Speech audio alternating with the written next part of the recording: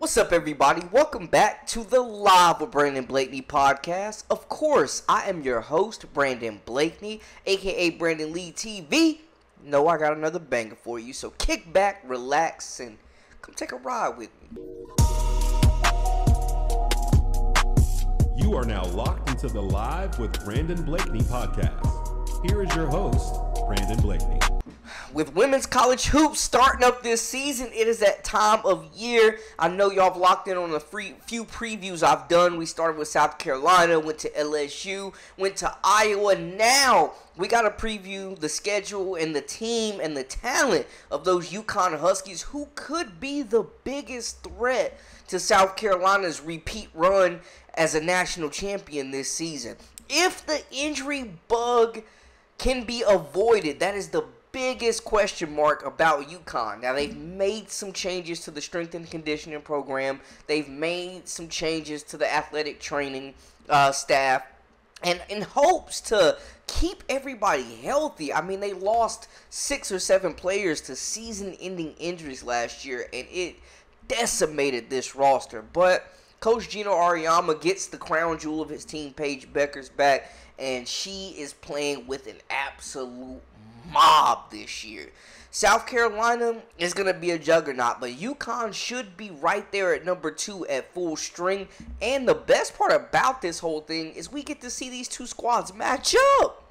Let's take a look at the schedule. Now, a few of the games that are highlighted on this marquee schedule that, is going to feature some very highly anticipated nationally televised games. So they got Boston University, South Florida. Not too much of a matchup there. They should easily handle those two teams. North Carolina without Deja Kelly. How will the Tar Heels look?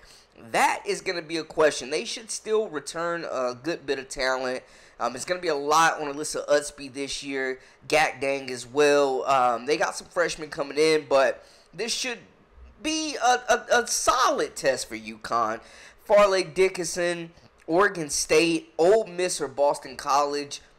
Not really worried about these games. Holy Cross definitely should handle them. December 7th and 12th, though, you got Louisville, who brings back a load of talent, brings in a really talented recruiting class as well with Azalea Arenas and McKinley Randolph. They also just bring back a boatload of talent from last year's team that, in my opinion, overachieved.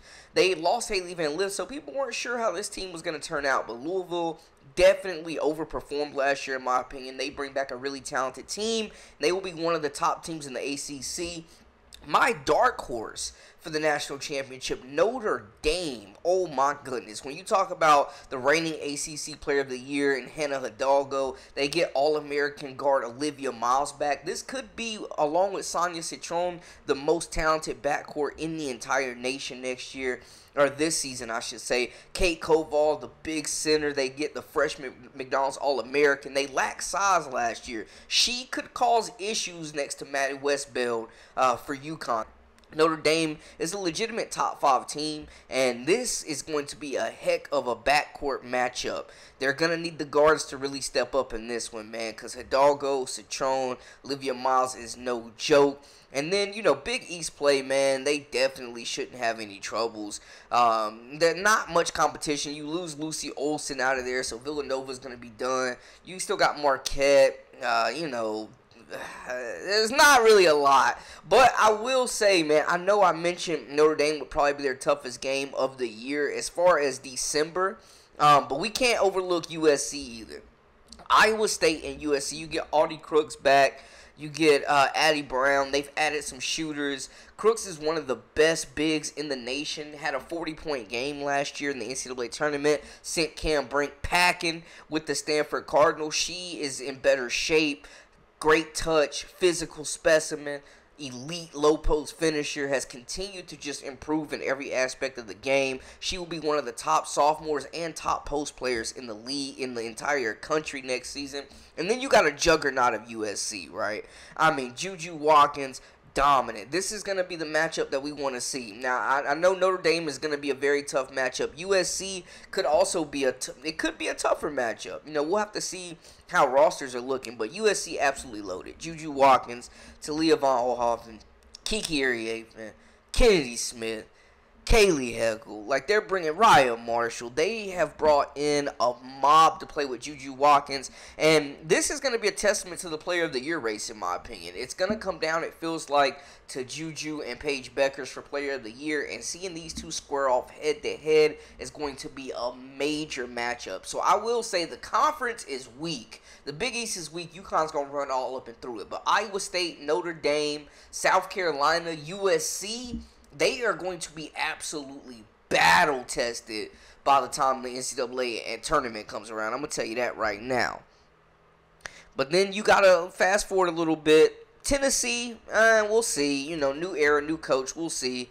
Providence, St. John's, DePaul, Butler, all of them washed. They're going to get, Gino and the gang are going to handle business. But February 16th, their last tough test before postseason begins against South Carolina, man. These two teams have played in the past. South Carolina's gotten the better of UConn the past few times that they've matched up. But I will say that is going to be a juggernaut of a matchup, man. When you talk about depth, talent, size, firepower, versatility, legacies, two Hall of Fame coaches, the storylines write themselves. I just hope we get to see both teams at full strength. And by that time, so late in the regular season, we're going to really get to see what these teams look like heading into tournament play. Like, a lot of games will be played before this one, so they'll have a chance to really figure out rotations, figure out what these teams are going to look like, what they do, pick out an identity. Two juggernaut matchups. Now, I will say, man, UConn is not ducking any smoke. When you got Notre Dame, you got Iowa State, you got USC, you got South Carolina, you're playing arguably 4 of the top 10 teams in the nation potentially next season. 3 of them probably going to be in the top 5. So they will be heavily battle tested. And like I said, they got some players coming back from injury. You know, you wonder how Azzi Fudd's going to look, how Aubrey Griffin's going to look. But they return an absolute mob. Now, they do lose Aaliyah Edwards, which is going to be a huge loss. And they're going to need a big to step up. Will it be Sarah Strong? Will it be Jana El-Alfie, who's finally healthy, the prospect out of Egypt that Gino's been really high on? Will they depend on Ice Brady a little bit more this season? Like, looking at the roster, Edwards and Nika Mule are the 2 big losses, but they return a lot of talent, and they brought in a lot of talent, too. Now, you mentioned Aaliyah Edwards was the Batman, or the Robin to Paige's Batman last year, 17.6 points per game. You lose your leading rebounder with 9.2 points as well. But you do bring back Paige Bueckers. Miss Do-It-All was out of position a lot last year, had to play the 4 because this team was so decimated by injuries. But she had one of her best years coming off of injury, 21.9 points, 5.2 rebounds, and 3.8 assists to lead this group. Ashlyn Shade was forced to grow up earlier than she probably expected as a freshman. Knockdown shooter, tough, scrappy. Definitely going to be a heavy, important piece in the rotation this year. You get Azzi Fudd back as well. Wondering how she will look coming off of her injury. 11 points per game. If she is 100%, she's one of the best scorers in the nation. We know that. And the perfect complement to Bueckers in the backcourt. Aubrey Griffin coming back. She was on a tear for like 4 or 5 games before she went down. Super versatile, athletic, one of the most athletic players on this team. Walking mismatch, and definitely gives them a nice slasher to get to the cup. Really good in transition, guards multiple positions. KK Arnold, played a lot of point guard last year for this group, especially when Nika Mule was out. She was 3rd on the team in assists with 3.2. She grew up a lot, one of the best defenders, super pesky defender. That she was thrown into the fire last year with Shade, and they really shined helping this team get to the Final Four. Cadence Samuels is back, another guard that may be the odd woman out in this rotation. We'll see between her and Carolina Deschamps. Like, one of these ladies might find themselves on the outside looking in. I know Deschamps, it was thought that she was going to transfer, but the depth when you got Shade, Arnold, Fudd, Samuels coming back, and then you also bring in some newcomers, and we'll get to them as well. But DeBerry, Bettercourt still in there as well. Ice Brady, can she break out this year after a decent run last season, decent freshman year? Can she break out this season though and give them more consistent minutes, give them more energy, and another big body on the glass? Now, we mentioned they did bring in some new faces, and I'm excited to see one, Jana El-Alfie, who is going to be healthy. Biggest player on this roster at 6'5". If they can get her to block some shots, rebound, and just be a paint protector, as well as just a reliable low block scorer, finisher, they'll be in business. Sarah Strong probably going to slot in at the 4, number 1 player in the country. When you talk about all-around potential generational talent, can shoot it, can pass it, can put it on the floor, really good at using her frame to bully defenders on the block, great rebounder as well. She will help boost that 4 spot in that front court immediately. Morgan Shelley, I think, could be the breakout freshman for this group as well. 6'2" guard, can really shoot the ball, really good at decision-making, pick and roll, had a really good off-season playing, or postseason, I should say, playing at All-American games, helping Team USA get some gold. Like, Shelley, I think, man, is really, really talented. I think she could be really good really soon. Love her height, her shooting ability, and just her playmaking ability as well, man. I think she'll be versatile for this group. Caitlin Chen looking to take that starting point guard spot, filling the void of Nika Mule. She was a baller at Princeton, has won Player of the Year in that conference multiple times out there in the Ivy League, has gotten them into the NCAA tournament, has played meaningful games, is a senior, a grad transfer, who brings experience, who will be an elite playmaker for this group, really good defender, a calming presence, a veteran that can come in and really, I think, be an immediate impact. This was a recruit that I feel like they had to get in the transfer portal, so that was big. Ali Zabel, another talented freshman 5-star guard who may not see many minutes this year, but definitely a building block for the future. And if they do call on her, I definitely think she could, with her shooting ability, at least could, come in and provide a spark off the bench and knock down some shots. But Strong, El Alfie, DeBerry, like, these bigs are going to really have to come in and play because the backcourt is a strength for this team. Bueckers is going to be Paige Bueckers. She's going to play all over the place, but having her and Chintz and Griffin coming back to lead this group, I think is major, just from a standpoint of having leadership, having players that have been battle-tested and have played through tough moments. So Uconn, I mean, if the injury bug does not bite them, we're talking about a national championship level team here. There's not really many glaring weaknesses. It's going to be interesting to see what they can get out of the bigs, though.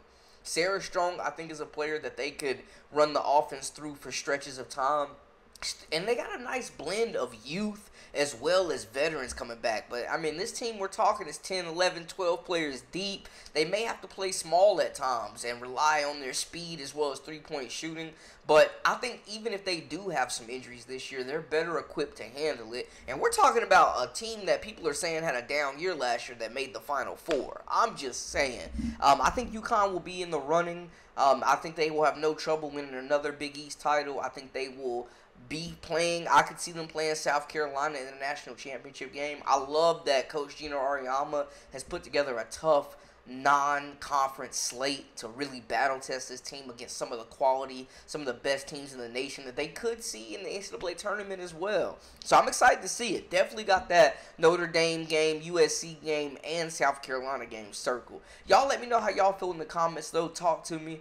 That's a wrap for us. Make sure to hit that subscribe button to stay up with all the latest and the greatest. Join our memberships. We got that exclusive content coming daily, weekly, whenever you need it. And make sure to follow us at Brandon Lee TV on all social media. Until next time, we out.